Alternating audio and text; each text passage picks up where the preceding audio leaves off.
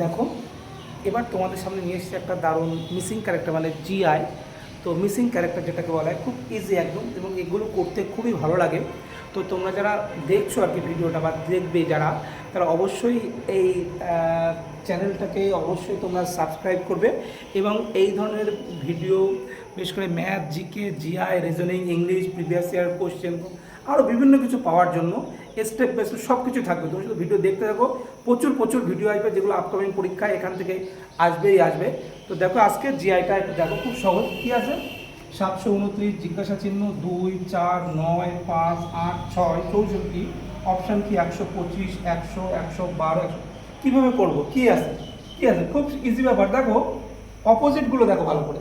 2-এর opposite কি? 8। তাহলে 2-এর cube করলে কি হয়? আমি যদি 2-এর কিউব করি কত হয়? 8। 4, 4-এর কিউব করলে কত হয়? 64। 9, 9-এর কিউব করলে কত হয়?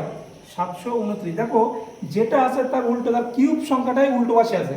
তাহলে 5, 5-এর কিউব সংখ্যা কত হবে? 125। তাহলে যে সংখ্যা আছে সেই সংখ্যার কিউব উল্টো পাশে আছে, তাহলে এখানে কত হবে? 125। তাহলে জিজ্ঞাসা চিহ্নের জায়গায় কত হবে? 125। তাহলে আমার উত্তর কী হবে? 125। একদম সহজ, খুব সহজেই সমাধান। যে সংখ্যাটা আছে তার কিউব সংখ্যাটা উল্টো পাশে আছে, অপোজিটে। তাহলে এখানে আছে 2, 2-এর কিউব সংখ্যাটা ওপাশে আছে। এখানে আছে 4, 4-এর কিউব সংখ্যাটা ওখানে ওপাশে আছে।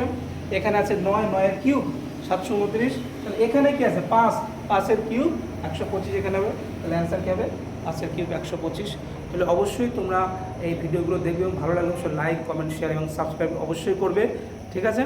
অবশ্যই তোমাদের সামনে আরও নতুন নতুন কিছু আনবো।